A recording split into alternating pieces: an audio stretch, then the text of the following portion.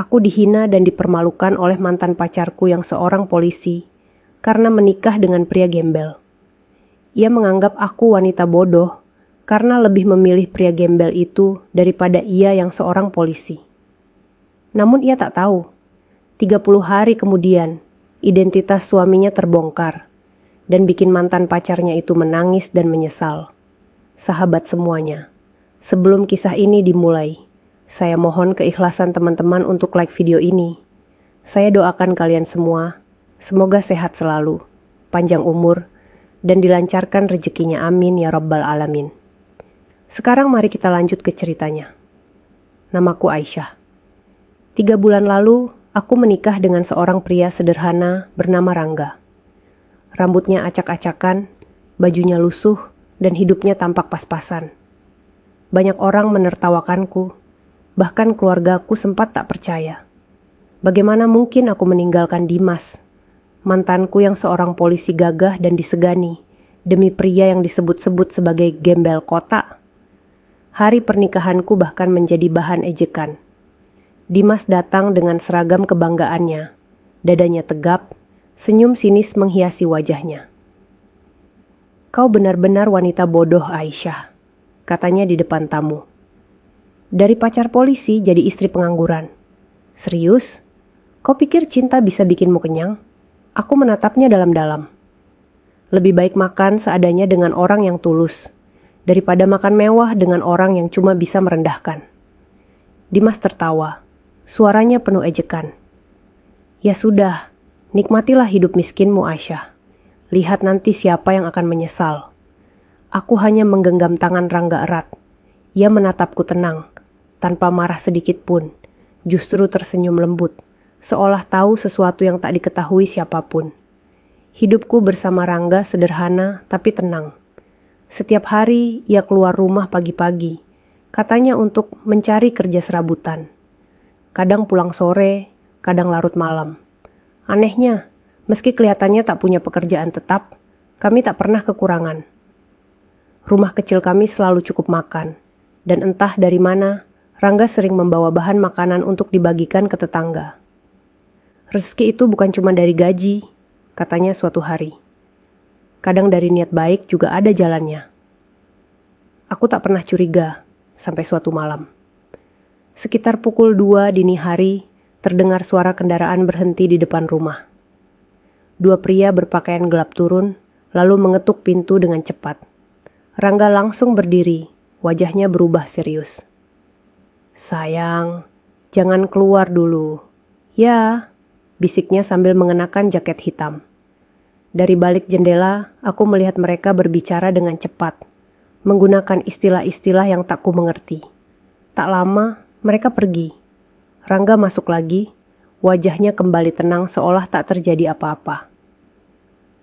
"Kamu siapa sebenarnya, Rangga?" tanyaku akhirnya. Ia tersenyum samar. "Nanti kamu akan tahu, tapi yang pasti, aku bukan orang yang kamu pikir." Suatu pagi, saat aku sedang menyapu halaman, terdengar suara sirin dan mobil polisi berhenti di depan rumah. Aku terkejut dan makin kaget ketika Dimas turun dari mobil dengan wajah tegang. Di belakangnya ada beberapa polisi lain yang tampak gugup. "Aisyah, mana suamimu?" bentaknya. "Ada apa, Dimas? Jangan pura-pura nggak tahu. Kami sudah dapat laporan. Suamimu terlibat jaringan penyelundupan senjata. Dia bukan orang biasa." Aku tercengang, belum sempat menjawab, ketika tiba-tiba suara tenang Rangga terdengar dari belakangku. "Betul, aku bukan orang biasa." Semua menoleh. Rangga berjalan keluar dengan pakaian rapi, membawa map hitam, dan menggantungkan tanda pengenal kecil bertuliskan Badan Intelijen Nasional di lehernya. Wajah Dimas langsung pucat. "Ah, apa? Ini..." Rangga menatapnya tajam tapi tenang. "Saya memang menyamar selama beberapa bulan terakhir, termasuk di daerah ini. Ada operasi besar yang melibatkan oknum polisi. Dan sayangnya, beberapa nama ada dalam daftar pengawasan." Dimas mundur 1 langkah. Kau mengawasi aku?" Rangga hanya tersenyum tipis. Tugas saya adalah mencari kebenaran, dan saya menemukan lebih banyak daripada yang kau kira. Suasana hening. Para anggota polisi yang datang bersama Dimas saling pandang, lalu salah satu dari mereka maju dan berkata, "Pelan. Maaf Pak Dimas, kami mendapat perintah untuk membawa Anda ke kantor untuk dimintai keterangan." Dimas tampak hancur. Ia menatapku, matanya berkaca-kaca. "Aisyah, aku nggak tahu. Dia intel?" Aku hanya menatapnya datar. "Kau terlalu sibuk menilai penampilan Dimas. Sampai tak sadar, orang yang kau hina justru menjaga keamanan negara yang kau banggakan." Dimas tertunduk. Tangannya gemetar saat borgol melingkar di pergelangan tangannya. Ia menunduk dalam-dalam, menahan tangis dan rasa malu.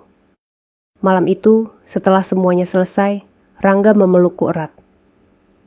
"Maaf, aku harus merahasiakan semuanya. Kalau aku jujur dari awal, mungkin kamu takkan percaya," katanya lembut. Aku tersenyum, menatapnya dengan mata hangat. "Aku tak perlu tahu siapa kamu. Yang aku tahu, kamu pria yang selalu jujur pada hatinya." Rangga tersenyum. Senyum yang dulu membuatku yakin meninggalkan masa lalu. Kini aku tahu, pria yang dulu disebut gembel oleh semua orang ternyata seorang intel negara yang berjuang dalam senyap. Dan mantanku yang dulu sombong, kini hanya bisa menunduk dalam penyesalan. Kadang, yang tampak rendah justru sedang berdiri paling tinggi. Hanya saja dunia belum tahu siapa dia sebenarnya.